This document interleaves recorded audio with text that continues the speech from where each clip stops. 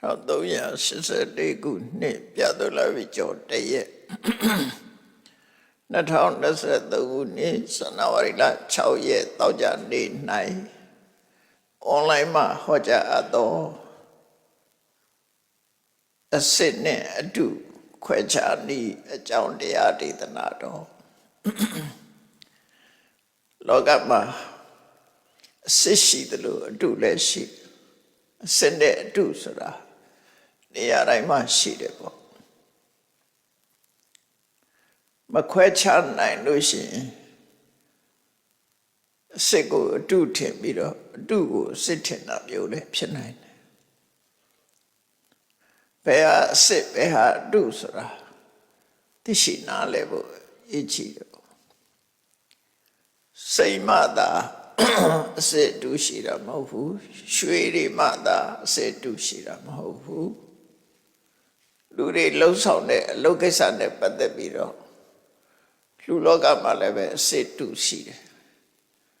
ဥပမာပဲပြောမယ်ဆိုရင်ဘုန်းကြီးအစစ်ရှိတယ်လို့ဘုန်းကြီးအတူလည်းရှိတယ်တရားသူကြီးအစစ်ရှိတယ်လို့တရားသူကြီးအတူလည်းရှိတယ်နော်ပညာရှိအစစ်ဖြစ်တယ်လို့ပညာရှိအတူလည်းဖြစ်တယ်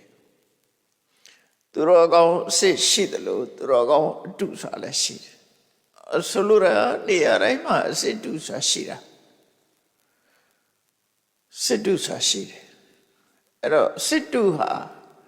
တဘာဝအဖြစ်တော့စစ်အတူဆိုတဲ့နေရာမှာတဘာဝအဖြစ်တော့တူတဲ့အပိုင်းရှိပြီးတော့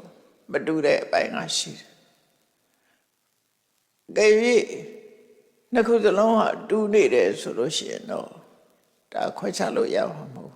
။တခုတော့ကွဲပြားခြားနားမှုရှိရ။အဲ့တော့အစစ်တူရဲ့သဘောက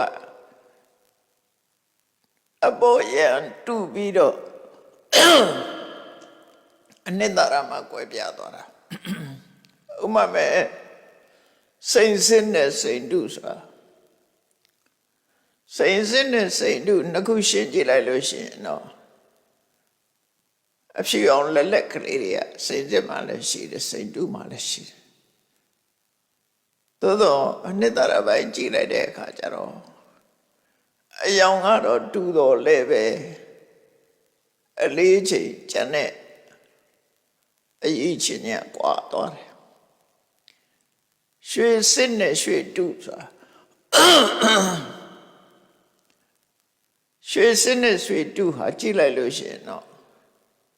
တူသလိုရှိရတယ်အယောင်ကတော့သို့တော့တည်တည်ချာချာစစ်ဆေးကြည့်လိုက်တဲ့အခါမှာကွဲပြားခြားနားမှုတွေရှိဆိုလိုတာကအစစ်နဲ့အတူဖြစ်ရတာဟာအပေါ်ယံကြည့်ရင်တူနေတာအပေါ်ယံကြည့်လိုက်မယ်ဆိုရင်တူတယ်သို့တော့အနှစ်သာရကိုကြည့်လိုက်မယ်ဆိုရင်ကွဲပြားတယ်သိတာထင်ရှားတဲ့ဟာကတူပြီးတော့မသိတာတဲ့အရာကကွဲပြားနေတယ်အဲ့ဒါကြောင့်မို့လို့အစစ်နဲ့အတူဖြစ်ရတာဖြစ်တယ်ပေါ့နော်စစ်နဲ့တူဖြစ်ဒါလည်းလောကကြီးမှာသိတဲ့သိလိုက်တဲ့ပညာရတစ်ခုပဲပေါ့စိန်ကြောင့်ကိုနားလေတဲ့ကျွမ်းကျင်တဲ့ပုဂ္ဂိုလ်တွေကတော့ဒါအစလားတူလားရေးချင်အဖြစ်ခွဲခြားပြီးတော့ပြောနိုင်ကြတယ်ရွှေကြောင့်ကိုသိတဲ့ပုဂ္ဂိုလ်တွေကလည်းပဲ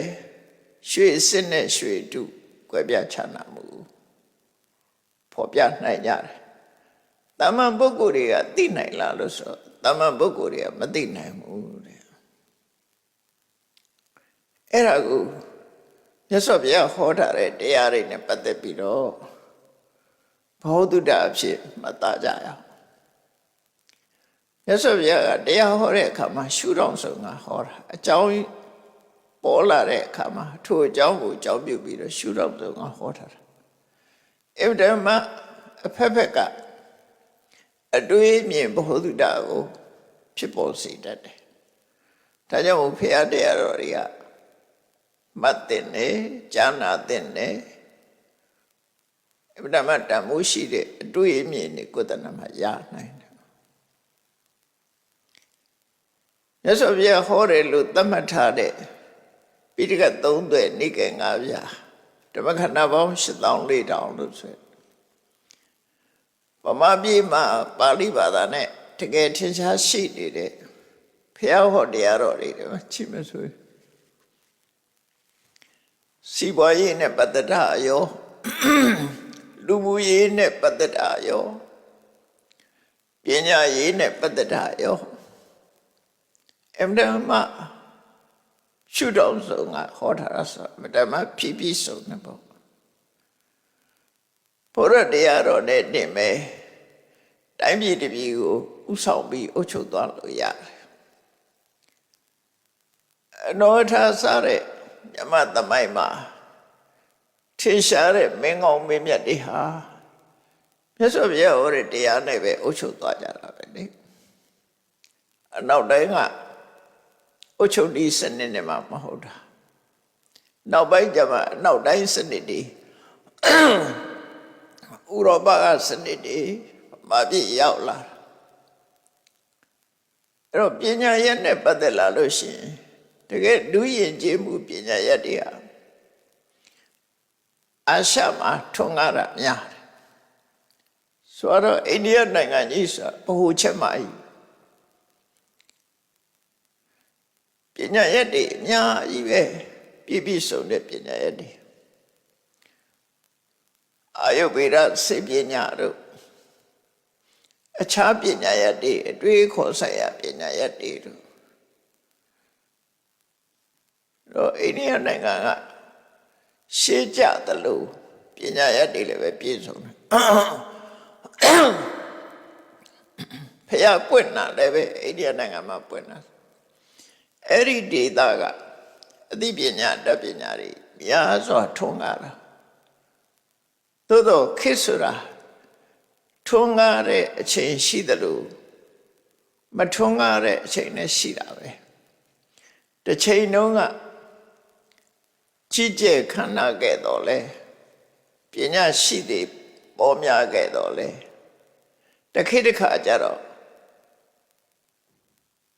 ပညာရှိတွေနေပါသွားတဲ့အခြေအနေဆိုလည်းရှိတယ်ဒါတော့နိုင်ငံတိုင်းမှာဒါပြောကြောင့်လို့ဆိုရင်ထာဝရပြောင်းလဲနေတဲ့လောကရဲ့သဘောသာလည်းဖြစ်တယ်ဘေးရမထာဝရတည်မြဲနေတာမရှိဘူးအလုံးအပြောင်းလဲမှုဆိုတဲ့နိယမကြီးရဲ့အုပ်စိုးမှုအောက်မှာရှိတယ်အတက်ရှိတဲ့အခါရှိတယ်ကြာရှိတဲ့အခါရှိတယ်တိုးတက်တဲ့အခါတိုးတက်တယ်နှိမ့်ကြတဲ့အခါမှာနှိမ့်ကြတယ်ပညာတတ်တွေပေါ်များတဲ့အခါရှိတယ်ပညာတတ်တွေနေပါတဲ့အခါရှိတယ်စီးပွားဥစ္စာတိုးတက်တဲ့အခါရှိတယ်စီးပွားဥစ္စာနှိမ့်ကြတဲ့အခါရှိတယ်တော့လောကကြီးရဲ့မမြဲတဲ့ပြောင်းလဲတတ်တဲ့သဘာဝတရားအရာဒါတွေကဖြစ်တည်ငြိမ်မှုမရှိဘူးဒါကြောင့်မို့တန်တရားထဲမှာဖြစ်နေတဲ့သင်္ခါရသဘာဝတရားတွေဟာတည်ငြိမ်မှုမရှိဘူးပေါ်လာလိုက်ပျောက်သွားလိုက်ဖြစ်လာလိုက်ပြတ်သွားလိုက်ဒီသဘောတရားတွေကရှိနေမှာပဲအကုန်ထူးချွန်တဲ့ပုဂ္ဂိုလ်ကြီးပေါ်လာလိုက်ပျောက်ကွယ်သွားလိုက်ဒီလိုရှိတာပဲညမပြည်နားမှာရှိတဲ့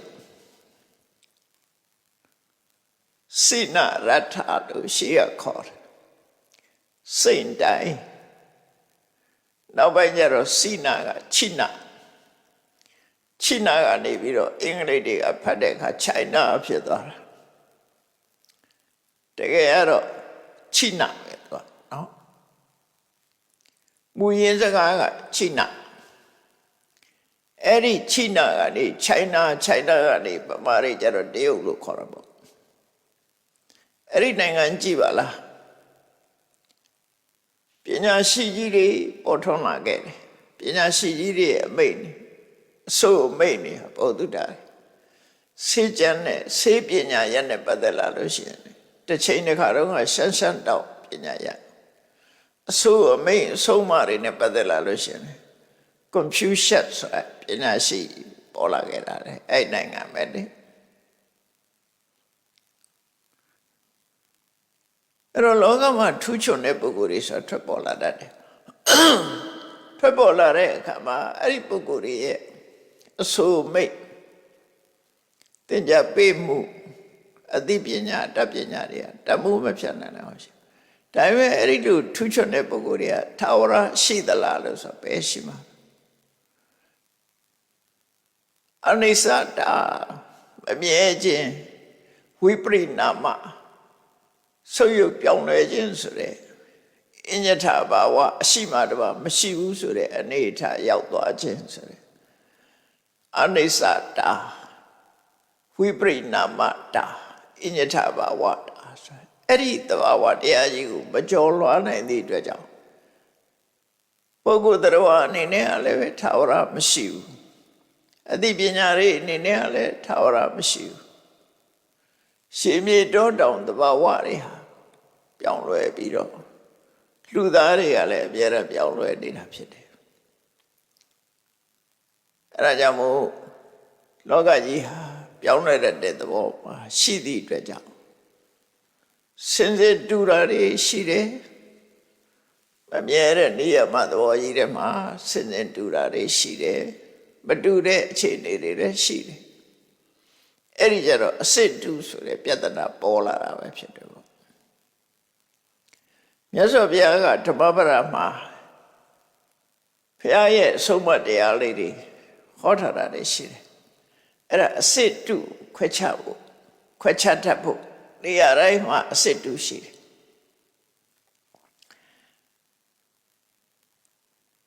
အဲ့ဓမ္မပဒထဲမှာဟောထားတာဘယ်အနေစာပြီးတော့ဟောထားတော့ဆိုဓမ္မထပါဠိဘာသာနဲ့ဓမ္မထတရားဥပဒေပေါ်မှာ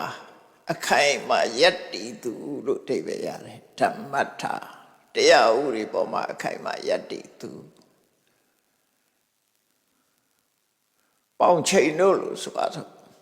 နော်တရားဥပဒေပေါ်မှာအခိုင်အမာယက်တည်သူဆိုဓမ္မကဒီနေရာမှာဥပရိသတရားတော်မှာထဆိုတာယတ္တိနေတာဓမ္မဓမ္မထဓမ္မေထိတတရားဥပဒေပေါ်မှာအခိုင်အမာယတ္တိသူခဏိခေဟောရနဲ့ပြောရင်တရားသူကြီးပေါ့တရားသူကြီးအဲ့ဒီတရားသူကြီးဆိုလဲအစစ်တုရှိတယ်အဲ့ဘယ်ဟာမှတရားသူကြီးအစစ်ဖြစ်မလဲဘယ်ဟာကတရားသူကြီးအတုလဲဆိုတာမြတ်စွာဘုရားဟောပုံလေးကိုနားထောင်ကြည့်လိုက်နတေနဟောတိဓမ္မတောရှေနထံသဟတနေရှေနအထံသဟတနေအထဆိုတာအကြောင်းကိစ္စတရားရုံးမှာဆုံးဖြတ်မရမယ် case ပေါ့နော်အဆုံးဖြတ်ပေးရမယ်အကြောင်းအရာအထလို့ခေါ်တယ်တရားဆွဲထားတဲ့အမှုခင်းအထအမှုခင်းအဲ့ဒီအမှုခင်းကိုသာဟတနေဥရိစိကနဲ့မကြီးပဲနဲ့လိမ့်လေပြီးအဂတိလိုက်ပြီးဥပရိကရှိရတဲ့နဲ့အဲ့ဒီဥရိလမ်းကြောင်းတိုင်းမဟုတ်ဖ ೇನೆ ဥရိလမ်းကြောင်းကိုသွေဖီပြီးတော့ဆုံးဖြတ်တာတဲ့ရှေနအထံသဟတာနေရှေနအကျင့်တရားသူကြီးဟာတရားသူကြီးဆိုတဲ့ပုဂ္ဂိုလ်ဟာအထံမှုခင်းကိုသာဟတာအနိုင်ကျင့်ပြီးတော့တရားသူကြီးဆိုတဲ့ဘာဝနဲ့အနိုင်ကျင့်တယ်ဥရိတောင်မသွားဘဲနဲ့တရားသူကြီးဆိုတဲ့လောက်ပိုင်ခွင့်ကိုရှုပြီးတော့ဆုံးဖြတ်တယ်ဆုံးဖြတ်တယ်ဆိုတာတရားဥပဒေတိုင်းမဟုတ်ဘဲနဲ့နော်အနိုင်ကျင့်ပြီးတော့တူကိုအသာပေးတယ်တူကိုရှုံးပေးတယ်တူကိုနိုင်ပေးပြီးတူကိုရှုံးပေးတယ် အဲ့ဒါဥပဒေအရမဟုတ်ဘူးဥပဒေစိတ်ကနဲ့မဟုတ်ပဲနဲ့သူစိတ်ဓာတ်နဲ့သူအဲ့လိုပေးလို့ရှိရင်နတေနဟောတိဓမ္မထောတဲ့အဲ့ဒါတရားတို့မှယတ္တိတဲ့အခိုင်အမာယတ္တိတဲ့တရားသူကြီးမဟုတ်ဘူးတဲ့အဲ့ဒီလောက်ရကိုကြည့်ရင်ဒါတရားသူကြီးအစစ်မဟုတ်ဘူးလို့ဆိုလို့တယ်နော်အဲ့တော့ဥပဒေပေါင်းနဲ့မလုတ်ဖဲနဲ့နိုင်ကျင့်ပြီးတော့ဆုံးဖြတ်တယ်ဆိုတာပါတော့အဂတိလိုက်ပြီးတော့ဆုံးဖြတ်တာအဂတိဆိုတာအဂတိလိုက်ခြင်းရဲ့အကြောင်းတရားရှင်ထဲမှာ၄မျိုးရှင်ထဲမှာဖြစ်ပေါ်လာတဲ့တရား၄မျိုးရှိတယ်တစ်ခုကဆန္ဒဆိုတာလောဘပဲကိုယ်နဲ့သိလို့ကိုယ်နဲ့ခင်မင်လို့ငွေကြေးတနာရထားလို့လက်ဆောင်ပစ္စည်းရထားလို့အဲ့ဒီဆန္ဒဆိုတဲ့ဥပဒေနဲ့မချိပဲနဲ့အနိုင်ပေးရမယ့်ပုဂ္ဂိုလ်လောဘနဲ့သို့မဟုတ်ဒီလိုကတော့ငါဆွေမျိုးဒီလိုကတော့ငါမိတ်ဆွေဒီလိုကတော့ငါနဲ့ပတ်တော်တယ်ဒီလိုကတော့ငါနဲ့ခင်မင်သူဒီလိုကတော့ငါနဲ့ကြောင်းနေပဲစသဖြင့်ငဲစရာထောက်ထားတွေအများကြီးကြည့်ပြီးတော့ငဲကွက်ပြီးတော့တရားလမ်းကြောင်းတိုင်းမသွားပဲနဲ့ဆုံးဖြတ်တာကိုသန္တာအဂတိသန္တာဂတိလို့ခေါ်တယ်သန္တာနဲ့လုပ်ပြီးတော့မသွားရမယ့်လမ်းကိုသွားလိုက်တာအဂတိဆိုတာမသွားရမယ့်လမ်းနော်အဲ့ဒီမသွားရမယ့်လမ်းကိုဘာကြောင့်သွားလဲသန္တာဆိုတဲ့တူခင်မင်မှုရှင်းနေမှုလလဘရထားမှုခင်မင်မှုယဉ်နေမှုလလဘရထားမှုဆိုတဲ့ဟိုအကြောင်းတစ်ခုပြုပြီးတော့တရားလမ်းကြောင်းအတိုင်းမသွားပဲနဲ့မသွားရမယ့်လမ်းကြောင်းကိုသွားလိုက်တယ်ဥပဒေအရဆိုလို့ရှိရင်ကင်းလွတ်ခွင့်ရှိတယ်ဆိုတဲ့ပုဂ္ဂိုလ်ကိုကင်းလွတ်ခွင့်မပေးဘူးဥပဒေအရနော်အပြစ်မရှိတဲ့ပုဂ္ဂိုလ်အပြစ်ရှိတယ်အပြစ်ရှိတဲ့ပုဂ္ဂိုလ်ကြတော့မရှိဘူးလုပ်လိုက်တယ်အဲ့ဒါကိုသန္တာဂတိလို့ခေါ်တယ်သန္တာကိုအခြေခံပြီးတော့တရားလမ်းကြောင်းကိုအမှန်ကန်မသွားပဲနဲ့လွယ်မားတဲ့လမ်းကြောင်းကနေပြီးတော့သွားပြီးတရားဆုံးဖြတ်လိုက်တယ်သန္တာဂတိအဲ့ဒါလိုပဲနောက်တစ်ခုကတော့ခင်မင်းရအနိုင်ပေးတာမျိုးမဟုတ်ပဲနဲ့တစ်ဖက်ကနေကြည့်မဲ့ဆိုရင်အရှုံးပေးလိုက်တဲ့ပုဂ္ဂိုလ်ဘာချောင်အရှုံးပေးလိုက်လေအဲ့ဒီပုဂ္ဂိုလ်ကမလို့မုန်းတဲ့သူတစ်ချိန်တုန်းကရန်သူဖြစ်တာတို့တစ်ချိန်တုန်းကစကားများဘူးတာတို့ကိုနဲ့မတည့်တာတို့ကိုမကြိုက်တာလှုပ်တာတို့နော်ကိုနဲ့အဆင်မပြေတာအဆင်မပြေတဲ့ပုဂ္ဂိုလ်ကိုရှုံးပေးလိုက်တယ်အဲ့ဒါကြတော့ဒေါသအဂတိဒေါသဆိုတာမုန်းတိမှုကိုအခြေခံပြီးတော့မလိုက်ရမယ့်လမ်းကိုလိုက်လိုက်တယ်တရားလမ်းကြောင်းအတိုင်းမဟုတ်ဘူးအဲ့ဒီလိုလုပ်ရင်တရားသူကြီးအစစ်မဟုတ်ဘူးတရားသူကြီးလို့ခေါ်ပြီးမှလို့မတရားသူကြီးဖြစ်သွားတယ်တရားသူကြီးအစစ်မဖြစ်တော့ဘူးဘာလို့ဆိုလမ်းကြောင်းလွဲသွားပြီလေသူကမုန်းရင်မုန်းတဲ့စိတ်နဲ့သူကဆုံးဖြတ်တာတရားအမှန်ကန်မဆုံးဖြတ်ဘူးတခါနောက်တစ်ခုကျတော့လူတယောက်က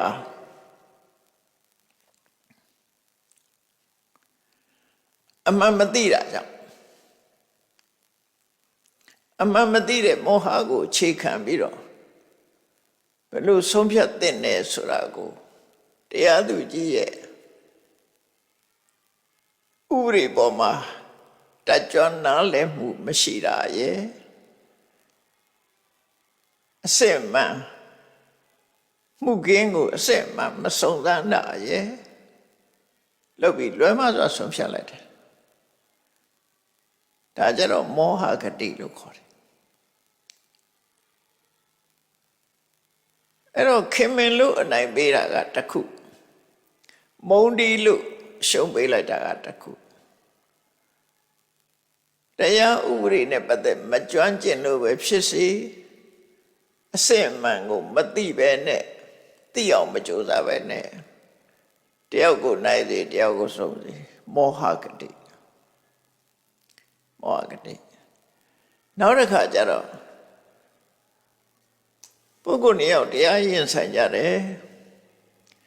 ရင်ဆိုင်တဲ့အခါကျတော့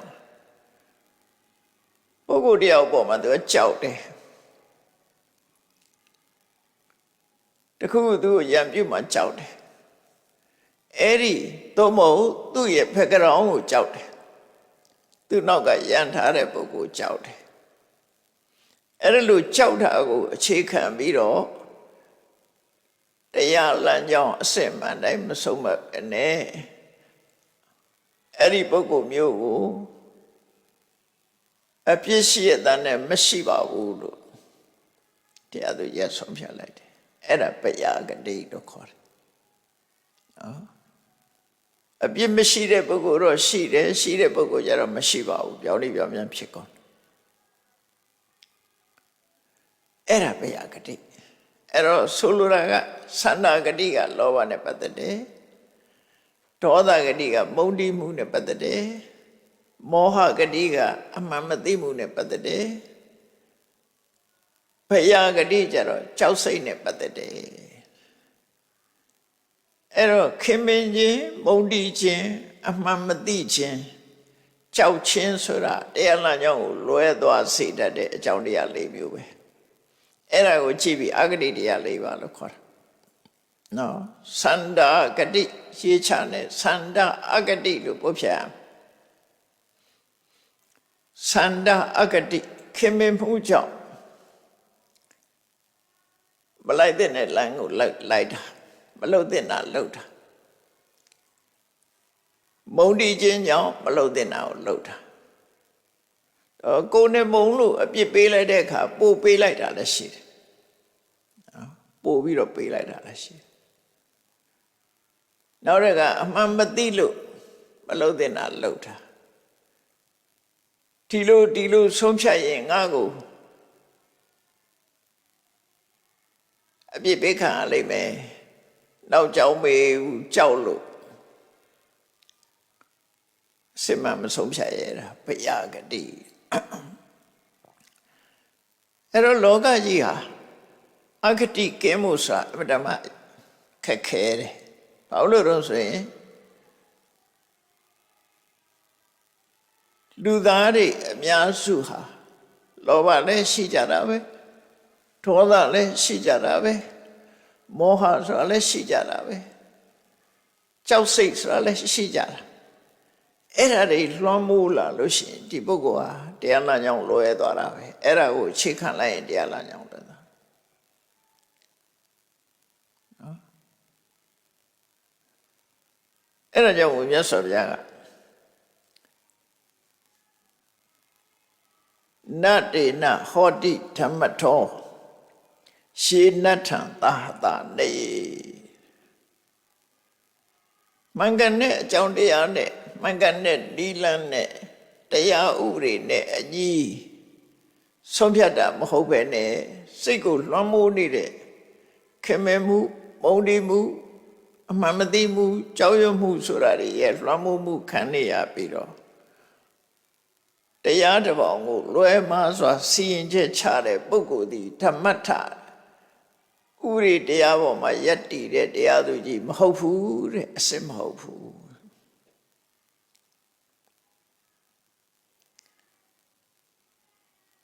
ဒါဖြင့်တရားသူကြီးစစ်ဆိုတာဘယ်လိုပုဂ္ဂိုလ်ခေါ်တာတော့ယောစအထင်္စအနတ္ထံယောစအထံအနတ္ထင်္စဥဘောနေစေယပဏိတောတရားသူကြီးအစစ်ဆိုတာ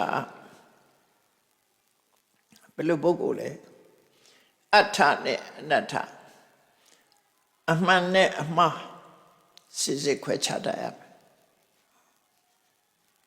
အမှန်နဲ့အမှား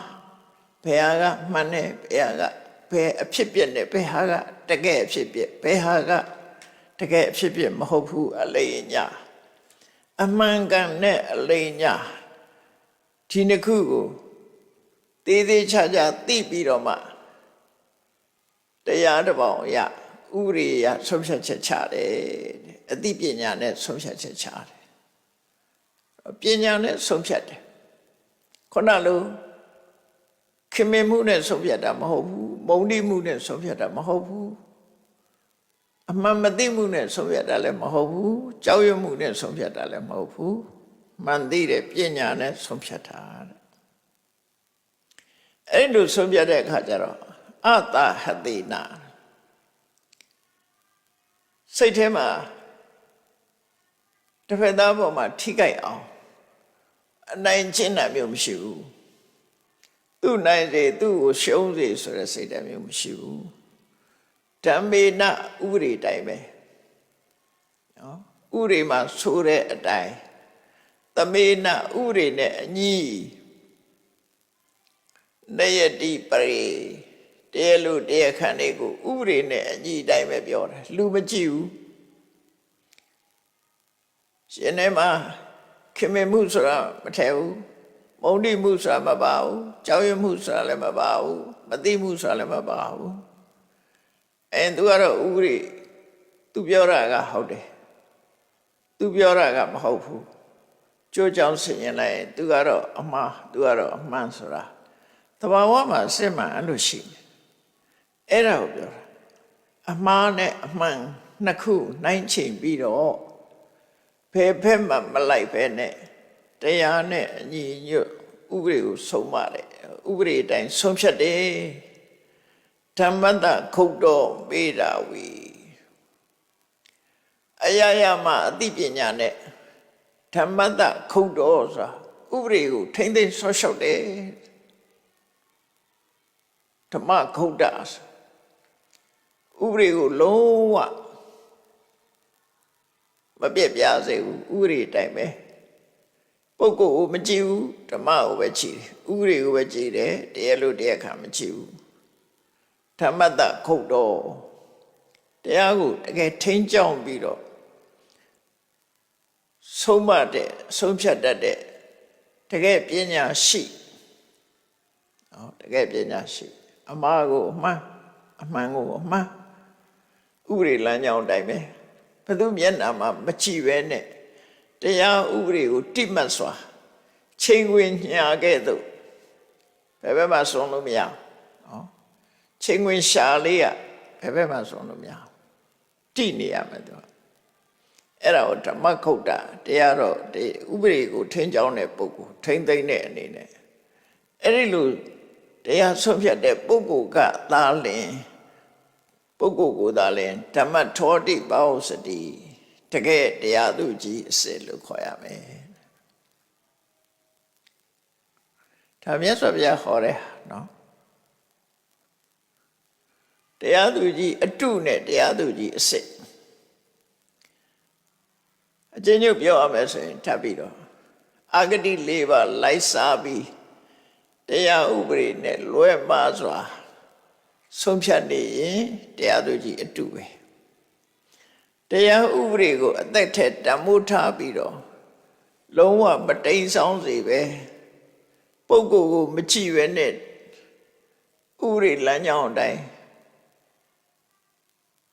စီရင်ဆုံးဖြတ်တတ်တဲ့ပုဂ္ဂိုလ်ဟာတကယ်တရားသူကြီးတို့သူတို့ဆိုလို့တယ်ပေါ့နော်တရားသူကြီးမှလည်းစေတုရှိတယ်ဆိုတာပြောတာပဲဒါအကြောင်းပဲပြောတာတော့မဟုတ်ဘူးမြတ်စွာဘုရားကတာဝတိမြို့မှာဘုရင်ရဲ့တရားသူကြီးတွေတရားတော်မမှန်မကန်ဆုံးဖြတ်တာတွေနဲ့ပတ်သက်ပြီးတော့ဒီစံကိုသတ်မှတ်ပေးထားတာဒီလိုလို့ရင်သူတို့ကတရားသူကြီးခေါ်ပြီးမှလို့တရားသူကြီးအစစ်မဟုတ်ဘူးမခေါ်လိုက်ဘူးတရားသူကြီးတို့မတရားသူကြီးသာဖြစ်တယ်တရားသူကြီးမဖြစ်ဘူး အဲ့ဒါမြတ်စွာဘုရားကနေဟောပေးတယ်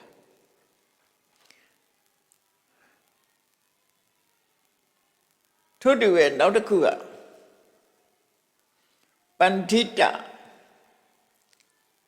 အိန္ဒိယနိုင်ငံအသုံးနဲ့ဆိုရင်ပန္တိတ်ပေါ့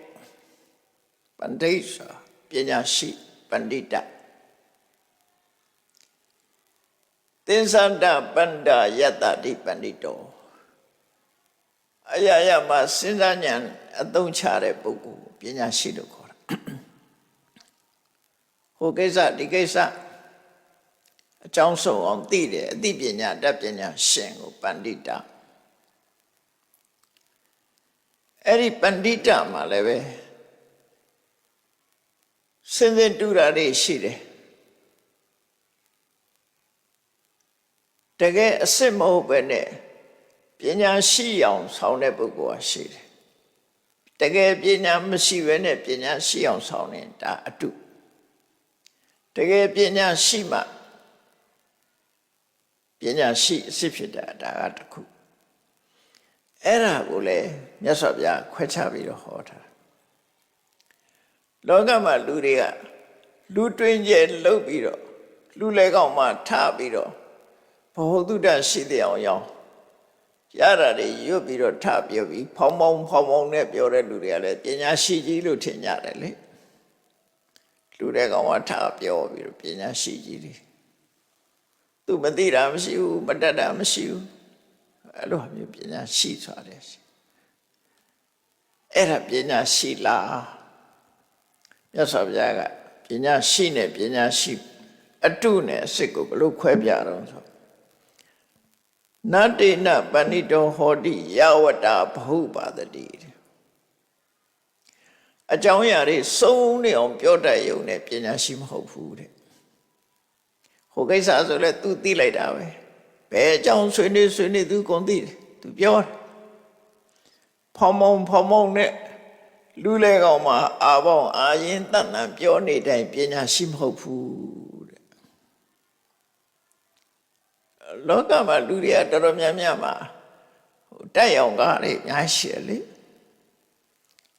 ရှားရွတ်တွေတို့တက်ရောင်ကားတွေတို့အများရှိတယ်အဲ့ဒါပညာရှိခေါ်မလားလူလေကောင်မှာစကားဖောင်ပြီးတော့ဟိုအကြောင်းအရာလဲသူသိတယ်ဒီအကြောင်းအရာလဲသူသိတယ်ပြောနိုင်တယ်အဲ့ဒါပညာရှိလားဆိုတော့မြတ်စွာဘုရားကနတ္တိနပဏိတောဟောတိရှာဝတ္တဘဟုပါတတိအဲ့ဒီလိုလူတွေကောင်မှစကားမြတ်ပြောတတ်ရုံနဲ့ပဲပညာရှိခေါ်မလားဆိုခေါ်ဦးတဲ့အဲ့ဒီပုဂ္ဂိုလ်မျိုးပညာရှိလို့မခေါ်ဘူးတဲ့ဒါဖြင့်ပညာရှိဆိုတဲ့ပုဂ္ဂိုလ်ကဘယ်လိုပုဂ္ဂိုလ်တော့ဆိုပညာရှိဆိုတဲ့ပုဂ္ဂိုလ်ဟာခေမီအဝေရိအဘယောပဏိတောတိပါဝစတိပညာရှိဆိုတဲ့ပုဂ္ဂိုလ်ဟာဖောင်းဖွားဟောင်းဖွားပြောရုံနဲ့ပညာရှိမဟုတ်ဘူးတဲ့သူ့ကိုအကြောင်းပြုပြီးတော့ဘယ်သူမှဒုက္ခမပေးတဲ့လူဖြစ်ရမယ်နော်ခေမီအနေနဲ့ပညာရှိဆိုတဲ့ပုဂ္ဂိုလ်ကဘယ်သူမှဒုက္ခမပေးဘူးဘယ်သူမှဒုက္ခရောက်အောင်မပြောဘူးစိတ်ကောင်းနှလုံးကောင်းမတန်းရှိတယ်ကုညီတတ်တယ်ခေမီအနေနဲ့အောင်နော်မိမိကိုယ်တိုင်အနေနဲ့ဖေးကင်းတယ်သူများကိုဒုက္ခမပေးတဲ့ပုဂ္ဂိုလ်ဖြစ်ရမယ်အဝေရီရှမ်းသူကင်းတဲ့ပုဂ္ဂိုလ်ဖြစ်ရမယ်ရှမ်းသူဆိုတာကိုကျင့်တရားကောင်းတဲ့ပုဂ္ဂိုလ်ဖြစ်ရမယ်ဒီလိုဆိုလို့ရှမ်းသူဆိုတာဘာကိုပြောတာတော့ဆိုငါးပါးသီလကိုချုပ်ဖောက်နေတာရန်သူပဲသူဝေရလို့ခေါ်တယ်ငါးပါးသီလဝေရဒါကြောင့်မို့ဝေရမဏိဆိုတဲ့စကားလုံးကအဲ့ဒီအဓိပ္ပာယ်နဲ့ပါတယ်ပါဏာတိပါတာဝေရမဏိသိက္ခာပရံသမာဓိယမိဆိုတဲ့အဓိပ္ပာယ်မှာဝေရမဏိဆိုရှောင်ကျင်နေဆိုတဲ့အဓိပ္ပာယ်ကတစ်ခုဝေရဆိုတာယံကိုမဏိကဖယ်ဖြောက်တာဆိုတဲ့အဓိပ္ပာယ်ကလည်းတစ်ခုနော်စာပေဖွင့်နေမှာနှမျိုးဖွင့်ထားတယ်ဝေရမဏတိဝိနသေတိတိဝေရမဏိ ငါးပါးသီလမှာသူများအသက်မတတ်ဘူးဆိုတဲ့ပုဂ္ဂိုလ်တယောက်ဟာသူများအသက်ကိုတတ်ချင်းကြောင့်ဖြစ်ပေါ်လာတဲ့ဖေးရန်အန္တရာယ်သူမှမရှိဘူးတနည်းအားဖြင့်သူများကိုတတ်ချင်းအားဖြင့်သူများကိုဒုက္ခပေးတာမလုပ်ဘူးငါးပါးသီလဆိုတာသူများဒုက္ခပေးတာလေသူများအသက်တတ်တယ်သူများဥစ္စာခိုးတယ်သူတို့ဘာသာမရစောကပြက်မှားတယ်လိန်ပြောတယ်ကိုယ်တော့ကိုယ်မှမဟုတ်တာသူများကိုဒုက္ခရအောင်လုပ်တာလေအဲ့ဒါတွေတကယ်ရနေပဲအဲ့ဒီရနေကင်းနေတယ်လို့ဆိုလို့တယ်အဲ့တော့ပညာရှိဆိုတဲ့ပုဂ္ဂိုလ်ဟာဒီအလုပ်တွေမလုပ်ဘူးသူကိုယ်တိုင်ကဘေးရန်အနေကင်းတယ်ဘသူကိုမှရန်တတုမပြုတ်ဘူးဒါဟုတ်ဆိုလို့တယ်အဝေးရီဝေရဆိုတဲ့ရန်ကင်းတယ်အဲ့ဒီမဲ့ဝိသေဝသုံးတာလည်းပဲရန်ထဲမှာထည့်ထားတယ်ဝိသေဝသုံးတဲ့လူကကျန်တဲ့ပုဂ္ဂိုလ်ရန်လောက်တာပဲလေဝိသေဝဆွဲနေရင်လူသတ်မှုလည်းကျူးလွန်နိုင်တာပဲခိုးမှုလည်းကျူးလွန်နိုင်တာပဲရိတ်လောက်တာလည်းကျူးလွန်နိုင်တာပဲလိန်တာလည်းကျူးလွန်နိုင်တာပဲသူကဝိသေဝအမှုသမားအကုန်လုံးလို့ရအဲ့တော့အဲ့ဒီငါးခုကိုဝေရလို့ခေါ်တယ်အဲ့ဒီဝေရဆိုတဲ့ငါးမျိုးကင်းတာကိုအဝေရီအပိယဆိုတာသူ့ကိုအကြောင်းပြုပြီးတော့ဘယ်သူမှဒုက္ခမဖြစ်ဘူးသူဟာကြောက်เสียပုဂ္ဂိုလ်မဟုတ်ဘူးခင်မင်းเสียပုဂ္ဂိုလ်သာဖြစ်တယ်ကြောက်เสียပုဂ္ဂိုလ်မဟုတ်ဘူးသူများကိုဒုက္ခရအောင်မလုပ်ဘူးကြောက်ရမယ့်ပုဂ္ဂိုလ်လည်းမဟုတ်ဘူးခင်မင်ရမယ့်ပုဂ္ဂိုလ်သာဖြစ်တယ်အဲ့ဒီပုဂ္ဂိုလ်မျိုးမှပဏိတတကယ်ပညာရှိလို့ခေါ်တာတဲ့ဒါပညာရှိအစစ်တုအဲ့တော့ရရရွတ်ပြီးတော့ဟောင်းပွားအောင်မော်နဲ့တူလည်းကောင်းမှတက်ပြောနေတယ်ပညာရှိမဟုတ်ဘူးပညာရှိဆိုဒီမှာဘယ်သူမှဒုက္ခမပေးဘူးသူကိုယ်တိုင်ကရန်ကင်းတယ်သူ့ကိုကြောက်ပြုပြီးဘေးရန်အန္တရာယ်ဆိုတာလုံးဝမရှိဘူးဒီအရေးချင်းနေရှိရမယ်အဲ့တော့ဒါနေပြီးရင်အာကိုလောက်တဲ့ပုဂ္ဂိုလ်ဖြစ်သွားပြီလေသူကတကယ်အာကိုရမယ့်ပုဂ္ဂိုလ်ဖြစ်သွားတယ်အဲ့ဒါကြောင့်မို့မြတ်စွာဘုရားကပဏိတအစစ်ပဏိတအတုဆိုတာကိုခွဲခြားပြီးတော့ဟောတာနော်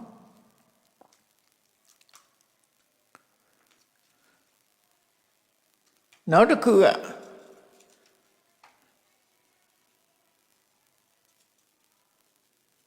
ဓမ္မဒရဆိုတဲ့စကားလုံးနဲ့ပတ်သက်တယ်ပေါ့တရားရှိသူတရားသိသူတရားရှိသူတရားမရှိသူဘယ်လိုဟာလဲ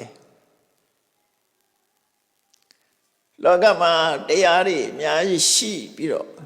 တရားစာတွေအများကြီးရတယ်စာပေဘုဒ္ဓလိုက်စားလို့ဘယ်စာဖြင့်အလွတ်ရတယ်ဆိုတာမျိုးတွေရှိတယ်လေဓမ္မဒရဓမ္မသင်ကြားထားတဲ့တရားကိုဒါရဆောင်နေတရားဆောင်နေအဲ့တော့တရားကိုဆောင်နေဆိုတာတရားရှိသူ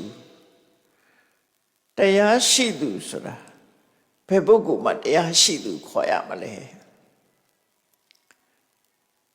တရားတွေကိုသင်ထားလို့တတ်မြောက်နေုံနဲ့တရားရှိသူခေါ်မလားဆိုပါစို့ပဋ္ဌာန်းပစ္စယနေရတာအလွတ်ရတယ်နေတိုင်းပြန်နေတယ်တရားရှိသူလို့ခေါ်မလားပေကြီး17သို့အလွတ်ရတယ်ဆိုနေတယ်တရားရှိသူလို့ခေါ်မလားပိဋက3ပုံအလွတ်ရတယ်ရွတ်ဖတ်နိုင်တယ်တရားရှိသူလို့ခေါ်နိုင်မလားလောကလူတွေကတော့တရားရှိတယ်လို့ခေါ်ကြတယ်နော်စာရိရတယ်တရားတွေသိတယ်တရားရှိတယ်လို့ခေါ်နေကြတယ်အဲ့ဒါတရားရှိသူအစစ်ဟုတ်လားဆိုတာကိုမြတ်စွာဘုရားခွဲပြတယ်အဲ့ဒါအဲ့တော့မြတ်စွာဘုရားရဲ့မိန့်ကြားချက်တွေကတကယ်အစစ်မှန်ကိုဥတည်တာအပေါ်ယံကိုဘယ်တော့မှအာမပေးဘူး နော်အနှစ်သာရကိုရဖို့ဟုတ်တယ်လောကလူအများစုကအပေါ်ယံလေးနဲ့ကြည်နပ်နေကြတာနော်အပေါ်ယံရွှေမုံကျဲအထဲကနောက်ချေးခံဆိုတာအဲ့တော့အပေါ်ယံလေးကြည့်ပြီးတော့လူတွေကဆုံးဖြတ်နေကြတာအတွင်းအနှစ်ကိုသိတဲ့လူကတမရှာတယ်အဲ့တော့မြတ်စွာဘုရားဘယ်တော့ဖြစ်အတွင်းနှစ်ကိုကြည့်တယ်အပေါ်ယံမကြည့်နဲ့မြေကြီးကိုရွှေဖုံးထားတဲ့ရွှေတတောင်ကြီးကတမိုးမှမရှိတာရွှေသားအစစ်နဲ့လှုပ်ထားမှရွှေတတောင်သို့တော့မြေကြီးကိုရွှေကွတ်ထားတဲ့သို့မဟုတ်ရွှေချထားတဲ့ဆိုရင်ရွှေတတောင်လို့တော့အခေါ်ခံရမယ်ဒါပဲတမိုးမရှိဘူးအဲ့ဒါလိုပဲတရားရှိသူလို့တော့ခေါ်ခံခြင်းခံရမယ်သို့တော့တရားသိသူမဖြစ်လာဘူးလို့ဆိုလိုတယ်နော်တရားသိသူဖြစ်ဖို့ရည်ကြည်တယ်အဲ့ဒါနဲ့ပတ်သက်ရင်မြတ်စွာဘုရားပါဟောနတဝတ္တဓမ္မတရောယဝတ္တဘဟုပါတတိအေးရတဲ့စာတွေရွတ်နေုံနဲ့တော့ဘလောက်ပဲအများကြီးရွတ်ဘာသာတွေပဲရထားတရားရှိတယ်လို့မခေါ်ဘူးတဲ့တရားကိုဆောင်ထားသူလို့မခေါ်ဘူးတဲ့နော်တရားကိုဆောင်ထားသူလို့မခေါ်ဘူးတဲ့ယောစအပ္ပံပိသုတ္တဝါနဓမ္မံကာယေနပတ္တိတဲ့ဒါအနှစ်သာရပဲငါကြည့်တော့တရားတွေအများကြီးနှုတ်တဲ့ဆောင်ထားတဲ့ပုဂ္ဂိုလ်ဖြစ်ပေမဲ့လို့သူ့ကိုတရားဆောင်သူတရားရှိသူလို့မခေါ်နိုင်သေးဘူးတဲ့အေးတရားတပုတ်ဖဲ့သိတဲ့တရားအတိုင်းကိုယ်ထွေးလက်လိုက်နာကျင့်သုံးပြီးတော့တရားဓမ္မကိုယ်ထွေးသိတဲ့ပုဂ္ဂိုလ်ဖြစ်ရမယ်ဓမ္မံကာယေနပတ္တိအသိဉာဏ်နဲ့သိတဲ့ပုဂ္ဂိုလ်ဖြစ်ရမယ်တရားရဲ့အနှစ်သာရကိုသိတဲ့ပုဂ္ဂိုလ်ဖြစ်ရမယ်သဝေဓမ္မတရောအဲ့ဒီပုဂ္ဂိုလ်မှာတကယ်အစစ်တရားဓမ္မတရတရားရှိသူတရားသိသူလို့ခေါ်နိုင်တယ်တဲ့ယောဓမ္မနပမစ္စတိဓမ္မလမ်းကြောင်းတိုင်းကျင့်သုံးလိုက်နာပြီးတရားကိုတကယ်သိတဲ့ပုဂ္ဂိုလ်တရားအတိုင်းကျင့်သုံးနေထိုင်တဲ့ပုဂ္ဂိုလ်မှတရားရှိသူလို့ခေါ်ရမယ်ဒါနိတ္တရဘိုင်ကပြောလိုက်တာလေအပေါ်ယံကရွတ်နေုံနဲ့တရားသိတယ်လို့မခေါ်ဘူးနော်ရအောင်ကြက်ထားလို့ရနေတာပဲရှိတယ်တော့အဲ့ဒါတရားသိသူမခေါ်ဘူးဆိုညာတော့အဖြစ်ပြိဋ္ဌိလည်းရွတ်ကြပါတယ်ဟိုသတိထားဖို့ပြောပြတာမရွတ်ကောင်းဘူးမဟုတ်ဘူးရွတ်ကောင်းပါရွတ်တဲ့လောက်တော့ရွတ်တဲ့အကျိုးတော့ရှိမှာပေါ့သို့တော့ဘာဆိုလို့တာနားမလဲပဲနဲ့အန္တရာယ်ကင်းဖို့စီးပွားဥစ္စာတက်ဖို့ဆိုပြီးတော့မန္တန်ရွတ်တယ်လို့ရွတ်နေလို့ကတော့တိတ်ပြီးတော့အကျိုးရှိလာအောင်နော်တိတ်အကျိုးရှိဥပမာတစ်ခုပြောမယ်မေတ္တာတုတ်လူတိုင်းလောက်နီးရကြတယ်ဘုရားဘာသာမေတ္တာတုတ်မှာဘုရားကဘာလုပ်ရမလဲဆိုတာပြောထားတာရှိတယ်မာတယထာနိယံဗုဒ္ဓမာယုတာဧကဗုဒ္ဓမနုရခေသာသမီတူရဲထွန်းကားတဲ့မိခင်တယောက်ဟာသူ့ရဲ့ချစ်ခင်တဲ့စိတ်တွေဟာ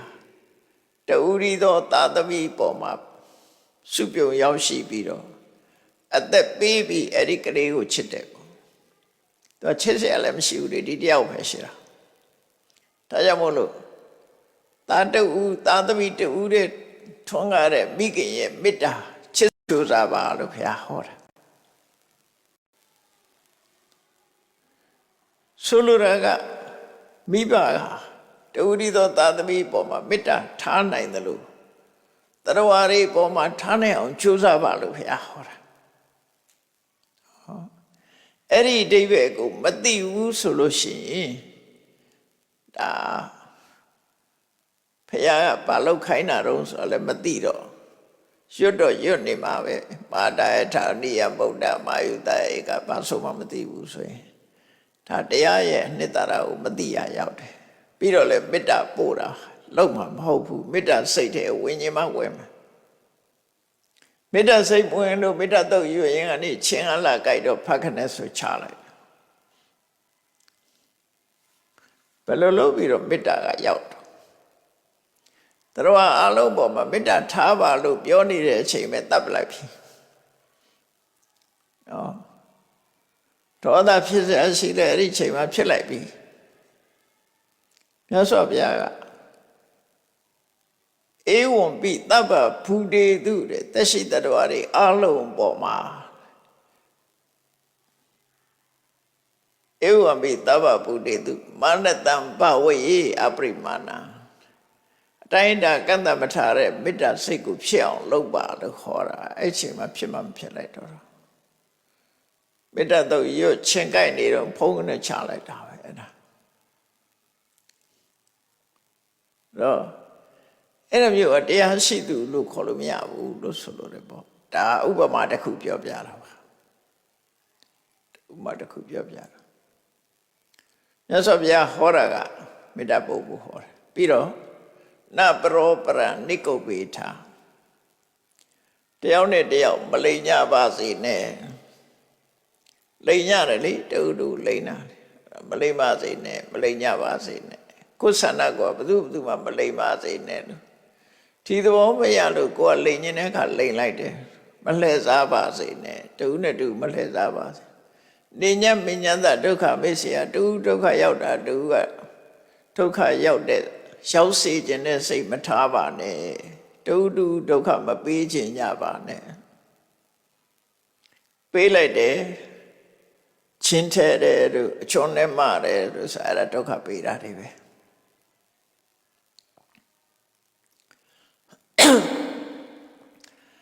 အဲ့ဒါတွေကဒီစာရိသိရတဲ့နဲ့လုံးနေလို့ရှိရင်ဒါတရားမရတာဖြစ်တယ်ပေါ့တရားမသိတာဖြစ်တယ်သို့မလိုက်နာတာပဲဖြစ်တယ်အဲ့လိုဟာတွေအများကြီးရှိတယ်ပေါ့နော်မြတ်စွာဘုရားရဲ့ဆုံးမတရားတွေကတကယ်လိုက်နာကျင့်သုံးရမယ့်တရားတွေကြီးပဲဒါကြောင့်မို့ယောစအပ္ပံပိသုတ်တော်နာသူအများကြီးမရဘူးစာပေနေတယ်မြတ်စွာဘုရားရဲ့ဆုံးမတွေအများကြီးသင်ယူထားတာမရှိဘူးအနည်းငယ်လေးပဲရှိတယ်ရှိထားတဲ့အတိုင်းအဲ့တိုင်းလိုက်နာတယ်နော်အဲ့တိုင်းသိအောင်ကြိုးစားတယ်ယောဓမ္မနပမစ္စတိဓမ္မပေါ်မှာဘယ်တော့မှမေ့လျော့ပြီးတော့မနေဘူးလိုက်နာကျင့်သုံးတယ်ဆိုရင်သဝေဓမ္မတရောဟောတိအဲ့ဒီပုဂ္ဂိုလ်ကမှတကယ်တရားရှိသူတရားသိသူဖြစ်ပါတယ်အစစ်နဲ့တူဆိုတာအဲ့ဒါအများရန်ရှိနေမှာပဲเนาะနောက်တစ်ခုကတော့ရှိသေးတယ်လူကြီးအသက်ရွယ်ကြီးတာနဲ့လူကြီးဖြစ်သလားအသက်ရွယ်ကြီးတိုင်းလူကြီးလားနော်အသက်ငယ်ပြီးတော့လူကြီးမဖြစ်ဘူးလားအဲ့တော့အသက်ကြီးခြင်းအသက်ငယ်ခြင်းကအထက်ကမဟုတ်ဘူးတဲ့လူကြီးဖြစ်ဖို့ရအတွက်ကအရေးချင်းရှိသေးတယ်အဲ့ဒါနဲ့ပတ်သက်ရင်မြတ်စွာဘုရားခွဲဟောတာဗဒ္ဓမမှတ်သားစရာကောင်းတယ်လူကြီးကိုထေရလို့ခေါ်တယ်ထေရဆိုတာအကျင့်သိက္ခာခိုင်မာသူလို့အဓိပ္ပာယ်ရတယ်ထေရဝါဒဆိုတာအဲ့ဒီယဟန်တန်ဃာတွေထဲမှာဆိုရင်ဝါ20ကျော်ရင်ထေရလို့ခေါ်တယ်ဝါ10ဝါကျော်ရင်ထေရဝါ20ကျော်ရင်မဟာထေရထေရဆိုတာထိရခိုင်မြဲသူကိုကျင့်သိက္ခာနဲ့ပတ်သက်ပြီးခိုင်မာသူဒီလိုအဓိပ္ပာယ်နဲ့ရတယ်လူကြီးဆိုတာအသိပညာခိုင်မာသွားရမယ်နော်ထေရအဲ့တော့မြတ်စွာဘုရားဟောထားတာခင်းနဲ့အမတမကြိုက်တယ်နတေနထေရောသောဟောတိယေနတပလိတံတိရောခေါင်းပေါ်ကသပင်ဖြူတာနဲ့လူကြီးမဟုတ်ဘူးတဲ့အဲ့တော့သပင်ဖြူတာခုမှမဟုတ်ဘူးဘုရားလက်ထက်ကလည်းဖြူတယ်လွန်ခဲ့တဲ့နှစ်ပေါင်း1600ကလည်းဖြူခဲ့တယ်2600လည်းဖြူခဲ့တယ်ဒီကရာကြည့်ပေါ့နော်နတေနထေရောသောဟောတိယေနတပလိတံတိရော ခေါင်းပေါ်ကဆိုရင်ဒီဖြူယုံနဲ့လူကြီးမခေါ်နိုင်ဘူးတဲ့ဆိုလိုတာအသက်ကြီးယုံနဲ့လူကြီးမဟုတ်ဘူးလို့ပြောတာပရိပက္ခောဝယောတတပလိတံတိရောဆိုတာတရရေးနဲ့ပတ်သက်ပြီးပြောမယ်စကားလုံးထားသူလေးอ่ะတိရောကြတော့ဩနဲ့ထားပြီးတော့ပလိတကြတော့ပလိတံလို့ထားတယ်လိန်အားဖြင့်ချင်တာနဲ့ပြောမယ်ဆိုလို့ရှိရင်ပလိတံကနှစ်ပုံးလေးနော်နှစ်ပုံးလေးနဲ့ဘာကြောင့်ထားလဲပလိတောတိရောလို့ဘာကြောင့်မသုံးသလဲဒါ grammatical point လေးကိုပြောပြတာ grammatical point အုပ်စုလိုက်ရှိတယ်သူကအဲ့ဒီမှာပလိတံတိရောလို့ဝိသေသနအထူးပြုတဲ့ပုဂ္ဂိုလ်ကနှစ်ပုံးနဲ့ထားပြီးတော့ဟိုကကျတော့ဩနဲ့ထားတယ်ဒါကသူ့ရဲ့usage ပေါ့သုံးပုံသုံးနည်းပလိတောတိရောလို့မသုံးပလိတံတိရောပဲသုံးသို့တော့နောက်တစ်ပိုက်ကျတော့ပရိပက္ခောဝယောတတဆိုဝယောကဩနဲ့ထားတယ်အဲ့ဒီဝယောရဲ့ဝိသေသနသဘောဖြစ်တဲ့ပရိပက္ခကြတော့ခုနက grammatical rule ရပြောမယ်ဆိုရင်နှစ်ပုံးလိမ့်ထားအခုဒီမှာပုံးလိမ့်ဖြစ်နေဒါလွယ်မနေတာလည်းဖြစ်နိုင်အဲ့တော့ဘလို့ရှိတဲ့နော်ဆိုပရိပက္ကံဝယောတတလို့ရှိရသို့တော်လည်းပဲအမှားကြရင်အမှန်ဖြစ်တယ်ဆိုပြောင်းနေတဲ့အခါပရိပက္ခောဝယောတတပဲဖြစ်နေတယ်ခဏဒီစာအုပ်တွေထဲမှာအဲ့တိုင်းပဲရှိတကယ်တော့ထုံတန်းစင်လာ grammatical rule ရကြည့်လိုက်မယ်ဆိုရင်ပရိပက္ကံဝယောတတလို့ရှိတဲ့နေပေါ့နော်ဒါဘုသူတ္တပြောပြတာအဲ့တော့ယေနတ္တပလိတံတိတော့သူခေါင်းပေါ်ကစပင်းနေဟာခေါင်းဟာဖြူခြင်းဖြူနေပြီအဲ့ဒီခေါင်းဖြူယုံနဲ့တော့လူကြီးမဖြစ်ဘူးတဲ့ဆိုလိုတာအသက်ကြီးယုံနဲ့လူကြီးမဖြစ်ဘူးဒါပြင်လူကြီးမခေါ်ရင်ဘယ်လိုခေါ်ရမလို့ဆိုပရိပက္ခောဝယောတတသူ့အရွယ်ကတော့အိုမင်းရင်းရော်ပြီးတော့ရင်းမဲ့နေတဲ့အရွယ်ဖြစ်လို့တဲ့ခေါ်ခြင်းခေါ်မဲ့ဆိုရင်မောဃစိဏအသုံးမဝင်နဲ့အဖိုးကြီးလို့ပြောခြင်းပြောတယ်မောဃစိဏဆိုအချင်းဤအိုမင်းသွားသူလို့ပဲဆိုရမယ်အကြီးချင်းမဲ့ပြီးတော့အိုမင်းနဲ့သူစိဏဆိုတာလူအိုပေါ့အကြီးချင်းကဲ့မဲ့တဲ့လူအိုလို့ပဲပြောလို့ရတယ်လူကြီးလို့မခေါ်ရဘူးလို့ဆိုလို့တယ်ထေရဆိုတဲ့ခုံမုတ်နဲ့မထိုက်တန်ဘူးပေါ့အဲ့တော့ရှိတာနော်လူထဲမှာလည်းမရင်ကျက်တဲ့လူတွေရှိသေးတာအသက်သာကြီးတယ်စိတ်နေမကြီးဘူးဆိုတာရှိတယ်လေ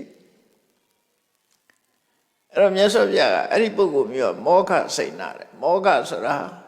အနှစ်သာရကင်းမဲ့ပြီးဘာမှမရှိတဲ့စိဏအိုမင်းနေတဲ့သူတော့ပဲပြောလို့ရမယ်တဲ့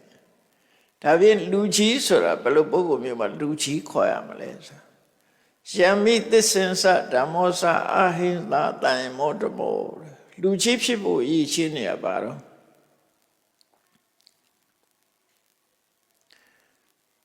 သစ္စာတရားရှိရမယ်လူတယောက်မှာ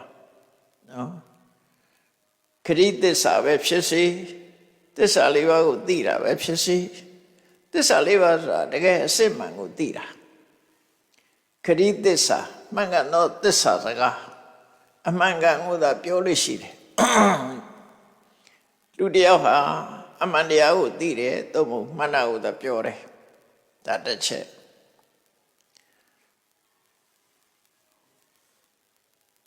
ဓမ္မောဆိုတာထူးခြားတဲ့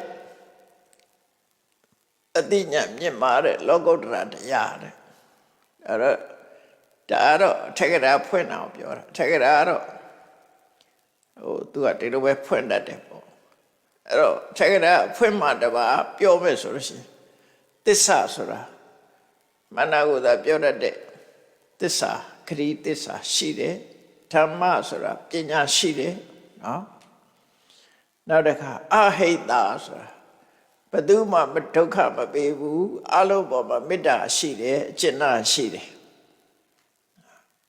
လူကြီးဆိုတာအလုံးပေါ်မှာမေတ္တာထားတယ်အကျဉ်းနာတရားထားတယ်တန်ရမဆိုတာစောင့်စည်းမှုရှိတယ်မဆောင်စည်းလို့ရှိရင်စောင့်စည်းတယ်ဆိုတာကိုယ်ကိုလည်းထိမ့်သိဆောက်ရှော့တယ်ကိုကျင့်တရားကောင်းအောင်လည်းထိမ့်သိဆောက်ရှော့တယ်လူကြီးပိတာဓမ္မောဆိုတာကိုဆုံးမတတ်တယ်ကိုထိန်းချုပ်မှုရှိတယ်လို့ဆိုလို့အဲ့တော့လူကြီးဆိုတာထိန်းချုပ်ရတာပဲတံဝရဆိုတဲ့အိန္ဒြေကိုထိန်းချုပ်ရတယ်ဓမ္မလူကြီးဖြစ်တာအဲ့တော့သစ္စာဆိုတဲ့မနဝဒပြောရတဲ့ခရီးသစ္စာဓမ္မလို့ဆိုတဲ့အသိပညာအဟိတဆိုတဲ့မေတ္တာကရုဏာတန်ယမဆိုတဲ့ကုကျင့်တရားဓမ္မလို့ခေါ်တဲ့ထိန်းချုပ်မှုဓမ္မကဒီနေရာမှာဓာတွေနဲ့မနဲ့ဓမ္မဆုံးမခြင်းဆိုတာကိုဆုံးမထိန်းချုပ်ထားနိုင်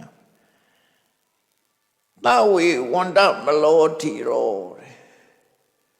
ရှင်နဲ့ကအညစ်အကြေးတွေကိုထွေးထုတ်ပြီးသားဖြစ်ရမယ်ဆိုလိုတာကနှလုံးသားတန့်ရှင်းရမယ်လို့ပြောတာလူကြီးဟာတကယ်ကိုကျင့်တရားနဲ့ပတ်သက်ပြီးနှလုံးသားတန့်ရှင်းစေကြတဲ့လူဖြစ်ရမယ်ဝန္တမလဆိုတဲ့အဓိပ္ပာယ်ကမလဆိုတာစိတ်ရဲ့အညစ်အကြေးတွေကိုဝန္တထွေးထုတ်ပြီးသွားပြီအန်ထုတ်ပလိုက်ပြီဆိုတာရှင်ထဲမှာအပြစ်မှန်နဲ့ကောင်းတာမဟုတ်ဘူးရှင်ထဲမှာထီအောင်ဖြူစင်တယ်လို့ဆိုလို့အတွင်းစိတ်ကပါဖြူစင်တယ်လို့ပြောတာအဲ့ဒီလိုအရေးချင်းရှိတဲ့ပုဂ္ဂိုလ်မှာထေရောဣတိပါဥစတိတကယ်လူကြီးလူကောင်းလို့ခေါ်မှာဖြစ်တယ်အဲ့ဒီစံချိန်မိဖို့တော့ကြိုးစားနော်တော့ကြိုးစားဒါတကယ်လူကြီးလူကောင်းစားအဲ့ဒါမှတို့ဆိုလို့တယ်အဲ့ဒါမြတ်စွာဘုရားကဓမ္မပဒမှာဟောတာဓမ္မပဒကအင်္ဂလိပ်လိုလည်းပြန်ထားတာရှိတယ်ပမာလိုလည်းပြန်ထားတာရှိတယ်ဇက်ွက်ဇက်လန်းကိုမကြည့်ပဲနဲ့တရားအနှစ်သာရလေးကိုဖတ်မယ်ဆိုရင်သိဖို့တတ်ပါနော်ဒါလေးတွေကကိုယ့်အတွက်တကယ်ခိုက်လိုက်မယ်ကိုမေးလို့ရတယ်ငါလူကြီးဖြစ်ပြီလားငါတကယ်လူကြီးလားသို့မဟုတ်အသက်ကြီးတဲ့လူလားအသက်ကြီးတဲ့လူနဲ့လူကြီးနဲ့မတူဘူးလို့ဆိုလို့လည်းပေါ့နော်အဲ့တော့ကိုစူးစမ်းဖို့အတွက်လည်းပဲဓမ္မအရေးကြီးတယ်အာကိုလောက်တဲ့လူကြီးဖြစ်ဖို့ဆိုတာလည်းဓမ္မအရေးကြီးတယ်လို့အဲ့တော့စစ်တုနဲ့ပတ်သက်ပြီးတော့မြတ်စွာဘုရားဟောထားတယ်အခုဟောထားတဲ့အချက်ကလေးတွေကိုကြည့်ပြီးတော့အစစ်တုခွဲခြားပြီးတော့မိမိတို့ကိုယ်တိုင်အစစ်တုလည်းခွဲခြားသိမယ်ကိုယ်တိုင်လည်းအစစ်ဖြစ်အောင်ကြိုးစားမယ်ဆိုရင်လုံလောက်တဲ့အသိပညာကိုပေးနိုင်တဲ့တကယ်ခိုင်လိုက်နေဖြစ်တယ်ဆိုတာမသားကြရမှာဖြစ်တယ်တရားချစ်ခင်သူတော်စင်ပြိဿအပေါင်းတို့မြတ်ဗုဒ္ဓရဲ့ဆုံးမများအဗ္ဗဓမ္မတမှုမဖြတ်နိုင်လောက်အောင်ကောင်းမြတ်တဲ့အတွက်ထိုကောင်းမြတ်တဲ့မြတ်စွာဘုရားရဲ့အဆုံးအမတွေကိုရင်နဲ့နှလုံးနဲ့ရောက်အောင်ထို့တွေကျင့်ကြံကြုတ်ကုတ်အထုတ်တဲ့နဲ့လို့မှတ်သားပြီးကြိုးစားအထုတ်နိုင်ကြပါစေကုန်သတည်း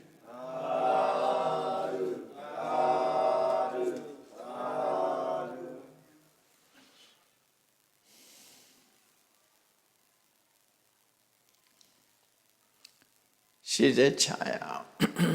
အရှင်ဖေယဖေယတို့သည်ဓမ္မအတိညာရရှိမှသာလင်နိဗ္ဗာန်ချမ်းသာကိုမျက်မှောက်ပြုနိုင်ပါသောကြောင့်ဓမ္မအတိညာရရှိစေရန်ရှိတန်ကြလျက်ဓမ္မသဘင်